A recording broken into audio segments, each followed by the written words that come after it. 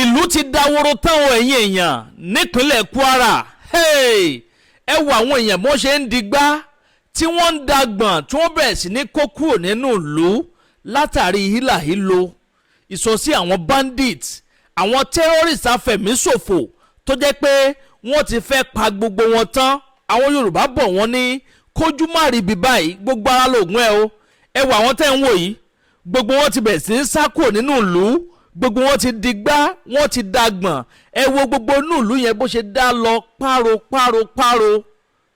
Ṣé o gbàgbé lọ́sẹ̀ tó kọjá nípínlẹ̀ Kwara ní ìlú kan tí wọ́n ń pè ní OMUGO táwọn bandit yabo ilé ìjọsìn kan tí wọ́n kó àwọn èèyàn tí ń lọ síbi 8 tí wọ́n kó wọn wọnú igbó lọ. Chọ́ọ̀chì yẹn ẹ rí nínú fọ́nrán yìí gbogbo chọ́ọ̀chì tí ń bẹ ní OMUGO pátápátá wọ́n ti gbogbo chọ́ọ̀chì pa o. Bẹ́ẹ̀ sì ni gbogbo mọ́sálásí tí ń bẹ ń bẹ gbogbo ẹ̀ pátápátá ni wọ́n ti pa. Ìlú ti dáwóró. Ìlú wá dàbí ẹni pé kò séèyàn kankan ń bẹ. Ẹ wo bó ṣe fídíò gbónú ìlú yẹn gbogbo ẹ̀ dá lọ páro ni kò sẹ́yẹ̀ kan báyìí nù lù mọ́ torí pé kí ni ìbẹ̀rù bojo ti dé báwọn èèyàn. Àwọn èèyàn ti sá àsálà fún ẹ̀mí ara wọn nígbà tó jẹ́ pé wọ́n ń béèrè fún ransom tẹ́nikẹ́ni ò sì rí ransom san. Àwọn tí wọ́n kó lọ́sẹ̀ tó kọjá lọ́jọ́ Sunday tó kọjá yìí náà ni o. Pásọ̀ yẹn jáde tí pásọ̀ yẹn pé ìyàwó òun bẹ nínú àwọn tí wọ́n kó. Pásọ̀ yẹn ní láti fo fẹ́ǹsì bọ́ sódì kejì ni gbogbo àwọn ọmọ ọjọ́ tí wọ́n ti péjú pésẹ̀ sínú ilé ìjọsìn láàárọ̀ Sunday tó kọjá lọ́hùn gbogbo wọn pátápátá ni wọ́n kó wọnú igbó lọ o àti ìyàwó pásítọ̀. Làwọn bandit ń béèrè fún 1 billion naira káwọn tó lè rìlíìsì àwọn 8 táwọn kó nínú ilé ìjọsìn Ecowa Church. Àwọn tó kó ní Ecowa Church lọ́sẹ̀ tó kọjá lọ́hùn ọ̀rọ̀ dìbò lọ yá mi. Ẹ wo ìlú kan náà tún bẹ́ẹ̀ bẹ́ẹ̀ Òkè Ọ̀yàn gbogbo wọn pátápátá náà wọ́n ti dẹrù wọn o wọ́n ti digbá wọ́n ti dàgbọ̀n wọ́n ti di gbogbo ẹrù wọn pátápátá gbogbo wọn pátápátá ni wọ́n ti ń sá kíjokíjo fẹ́mi ara wọn tí wọ́n sì ń sá kúrò nínú ìlú nílùú tó lọ́ba tó níjòyè kódà kábíyèsí gan ti kúrò nínú ìlú ò lọ́ba kò níjòyè mọ́ báyìí àti wọ̀ báyìí lórílẹ̀‐èdè Nàìjíríà gómìnà sì ń bẹ nípínlẹ̀ Kwara o wọ́n ní òmù àrán ni gbogbo wọn ń sá lọ báyìí o. Ìgbà wo làwọn atiláwí náà ní wá sómù àrán ẹ̀yin èèyàn ẹ máa bá ń comment kẹ́ máa like kẹ́sì máa bá mi pín fọ́nrán ìkáàkiri lógúnlógún lọ́gbọ̀nlọ́gbọ̀n kó balẹ̀ tètè kan ọ̀pọ̀lọpọ̀ àwọn èèyàn lára. Èkejì ẹ̀wẹ̀ àwọn ọmọ onínàkúnà wọ́n tún ti sọsẹ́ o nípínlẹ̀ Kwara ṣé ò gbàgbé bọ̀dá Fẹ́mi Chief of Defence tó ní pé prodigal son ni wọ́n ọmọ onínàkúnà kó máa rehabilitate àwọn bandit kó máa dá wọn padà sáàrin àwọn ọmọ ológun ká má sún wọn kò gírí. Wọ́n tún sọsẹ́ nípínlẹ̀ Zamfara. Ẹ wo ọ̀gbẹ́ni tẹ́ ń wò yìí wọ́n jí ọ̀gbẹ́ni yẹn gbé fún oṣù 6 gbáko ló fi ń bẹ lákàtà àwọn afẹ̀míṣòfò yìí 6 good months. Lẹ́yìn ìgbà yẹn ni wọ́n ṣe wá fi sílẹ̀. Àfáà kan ní sọ̀rọ̀ yìí ó ń lament ó ń fi gbé ta ó ń ké lóhùn rárá ni o pé kí ló ń sọ Haúsá ló fi sọ máa play ẹ̀ fún yín àmọ́ mo kàn fẹ́ túmọ̀ ẹ̀ fún yín náà kẹ́ gbọ́ nǹkan tó sọ láwùsá.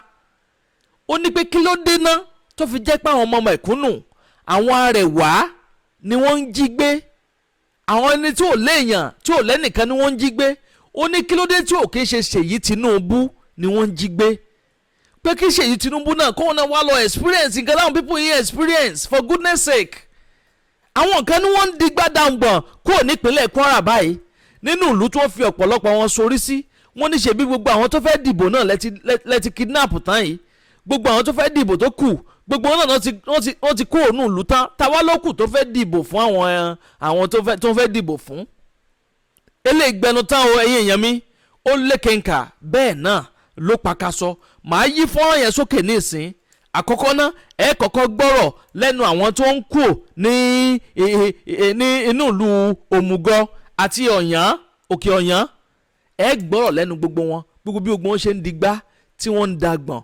Bẹ́ẹ̀ sì ni màá play fọ́nrán àfà tó ń ké lóhùn rárá wípé kí ààrẹ Tinubu kó jẹ́ kí wọ́n jí ọmọ tiẹ̀ náà gbé kó jí gbé kóun náà fìlẹ̀ lára kó mọ bí ti ń rí tó má ní kẹ́ lọ pé bí ṣe ń rí wá kóun náà fìlì bí ṣe ń rí tó má jí Seyi Tinubu gbé pé òun náà wàá mọ bó ṣe ń rí lágbo ara torí gbogbo àwọn èèyàn tí wọ́n ń jí gbé látijọ́ tí wọ́n ń gbowó lọ́wọ́ wọn ọmọ èèyàn náà làwọn náà ìyá kan ló bí àwọn náà kí làwọn ìjọba ń ṣe lórí ọ̀rọ̀ yìí nítorí ọlọ́run ṣé bá ṣe máa ba lọ lélẹ̀ ẹ̀yìn èèyàn ọ̀rọ̀ yìí gbẹnu tán ó lé kẹ̀ǹkà bẹ́ẹ̀ náà ló pàkàṣọ láì dá yín lágara ẹ jẹ́ ń yí kíní sókè kẹfà balẹ̀ gbọ́ gbọ́ àlàyé ọ̀rọ̀ tí wọ́n ṣe nínú fọ́nrán eléyìí tí mo mú wáyé ẹ má yí kó ń bẹ̀ Àdàbà tẹlifíṣàn náà lẹ́wà ẹ kú kalẹ̀. ojú ọ̀nà òmùgọ̀ nìyẹn o òmùgọ̀ ni ẹ̀rí wa kò sẹ́dá kan ní ìlú mọ́ ìlú ti tú wà láì tàlà ẹ bá níbi táyì lọ kó sáka gan ẹ bá yìí dáhùn ọlọ́dẹ ṣe ń yìnbọn wẹ̀ dáhùn ọlọ́pàá wà láì ẹ ti rí òmùgọ̀ ní ìlú ti tú yẹ́yẹ́ kò sẹ́ ẹ̀rí wa kò sẹ́yìn kan ní ìlú mọ́ wà láì àbẹ́ ẹ̀rí ni ìlú tó yẹ pẹ́rọ pọ̀ gan ẹ ti rí wa ọ̀gá ẹ mọ̀ ètò gbogbo ilẹ̀ kúnlé ẹ̀rí gbogbo mọ́ọ̀sì gan ti tilẹ̀ gbogbo lé ẹ ti rí wa ẹ ti rí òmùgọ̀ bíi tí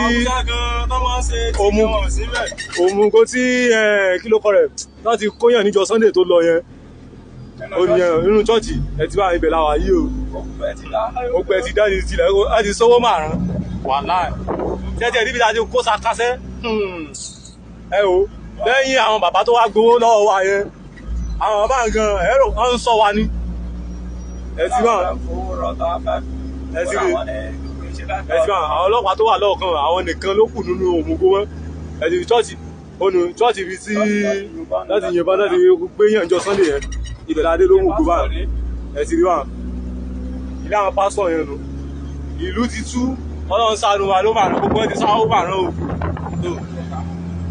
ọ̀gá tẹ̀. jẹ́ ká tẹ̀léra wọn.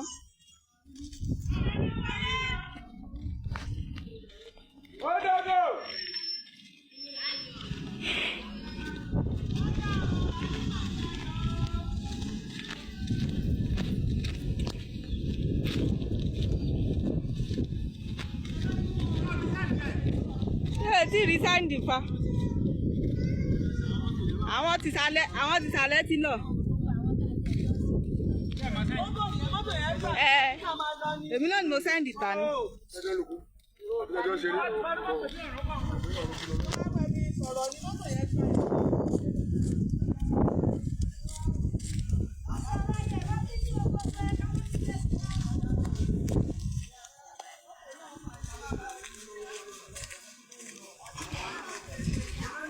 Ọkú mọ gbogbo mọ́tò ni mo lọ àwọn kan tẹ̀ ti lọ nísàlẹ̀ sàlẹ̀.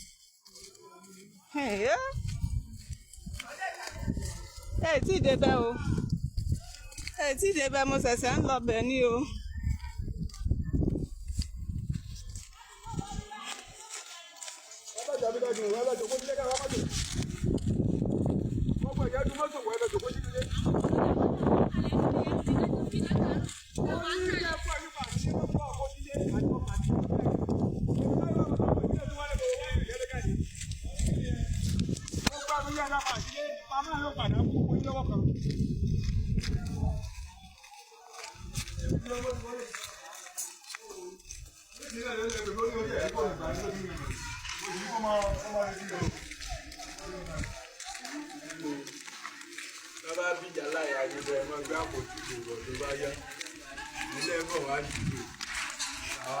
Àti ẹ̀ ni ó dìgbò fún wọn.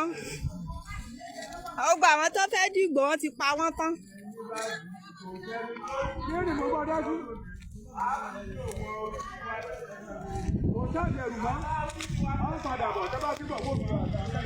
Àwọn mọ́tò tẹ̀ ti lọ ní jìnnàjìnnà ìtì ẹ̀rí wo fídíò mu. Gbogbo ìlú ti kó lọ tán fa. Adáre o. Ẹ ṣàánú wa o. Ẹ má lé wa kúrò nílé o. Láti fẹ́ lé wa kúrò nílùú bàbá wa o.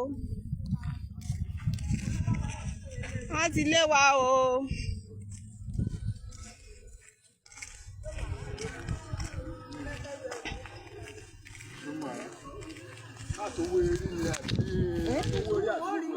$30,000 tó máa rán.